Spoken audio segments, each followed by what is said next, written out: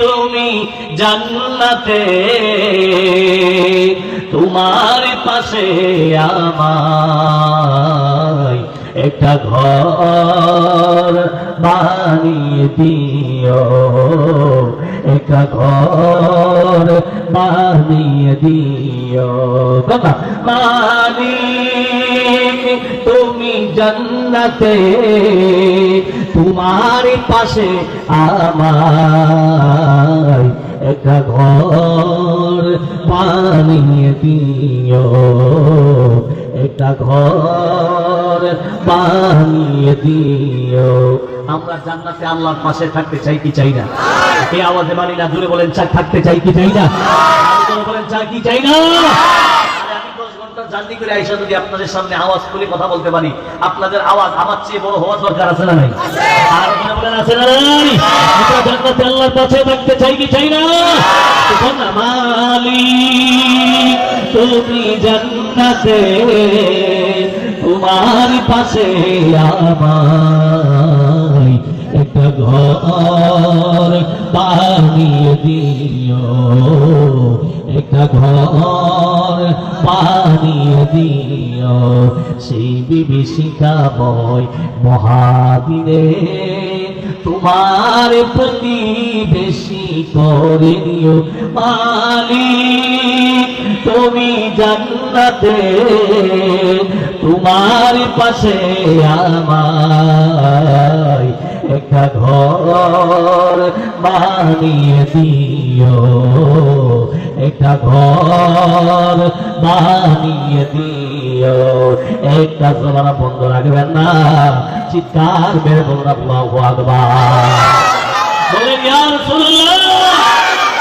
মাহফিল হওয়াতে আমরা খুশি না বেজার? আর বলেন খুশি না বেজার? আমাদের চেয়ে বেশি খুশি আজকে যারা আমাদের আওলাদ অন্ধকার কবরে আছে, তারা আমাদের চেয়ে আজকের মাহফিলের জন্য বেশি খুশি। কথা বলেন ঠিক কিনা? আর বলেন ঠিক কিনা? এই মাহফিলের ভিতরে আমরা যারা ঢুকেছি আমরা হলাম জান্নাতি। কি জাতি? বলেন কি জাতি? এখন বলতে পারেন হুজুর আমাদের তো গুনার কোনো অভাব নাই, আমরা কিভাবে জান্নাতি হয়ে গেলাম? আপনি তো বাড়ি থেকে নিয়ত করছেন যে আজকে মুসলিম পাড়া ছাত্র যুব সমাজের উদ্যোগের মাহফিলে নবীর প্রেমের কথা শুনবো, আল্লাহর কথা শুনবো, দ্বীনের কথা শুনবো, আল্লাহর ওলিদের কথা শুনবো।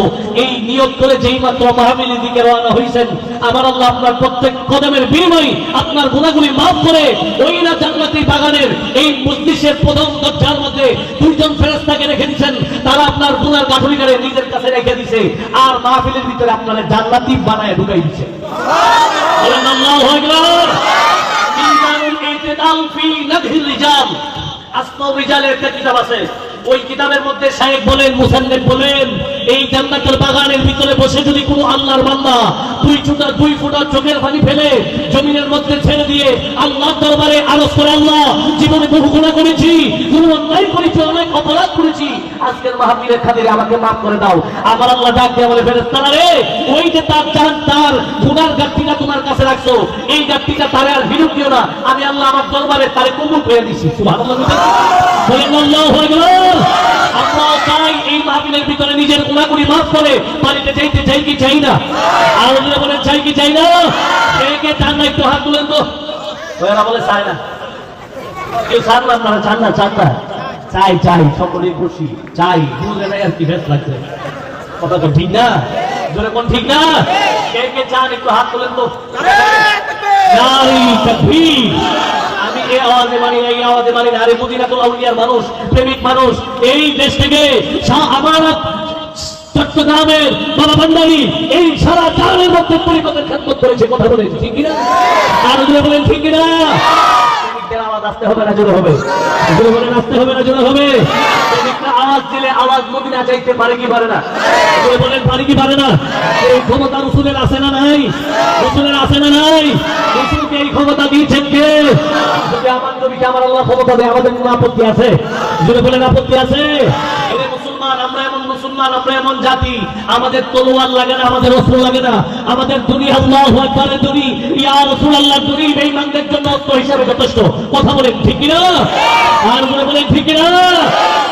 মুসলমানদের প্রেমিকদের আওয়াজ শোনানোর দরকার আসেনি আসেনি আরো জোরে বলেন আসেনি আসেনি আজকে বিশ্বের বিভিন্ন স্থানে মুসলমানদের উপর অত্যাচার ও বিচার মুসলমানরা লজ্জিত অপমানিত বিশ্বের বিভিন্ন স্থানে শুধু ফিলিস্তিনের জমিনেই মুসলমানরা অত্যাচারিত না ভারতের জমিনেও মুসলমানরা অত্যাচারিত কথা বলেন ঠিক না যদি অত্যাচারিত নাই হইতো বাবরি মসজিদ ভেঙে ওই জায়গায় রাম মন্দির তৈরি করতে পারতো না কথা বলেন ঠিক না আরো জোরে বলেন ঠিক না আবার যদি গাজওয়াতুল হিন্দের জন্য আমাদের ময়দানে নামতে হয় মুসলমানদের চেতনা নিয়ে ময়দানে নামার দরকার আছে না নাই আরো জোরে বলেন আছে না নাই ওই ইমানি চেতনা আমাদের দেখানোর দরকার আসেনি জোরে বলেন আসেনি আসেনি যেরকম ভাবে সুলতান সালাউদ্দিন আইয়ুবী আমাদের প্রথম কিবলা যেই কিবলার দিকে আমাদের আকা আমাদের গরীব মুহাম্মদুর রাসূলুল্লাহ সাল্লাল্লাহু আলাইহি ওয়াসাল্লাম 17 মাস কিবলা বানায়া ওই বাইতুল মুকাদ্দাসকে প্রথম কিবলা বানায়া নামাজ আদায় করেছেন ইবাদত করেছেন এটা হলো আমাদের মুসলমানদের প্রথম কিবলা কথা বলেন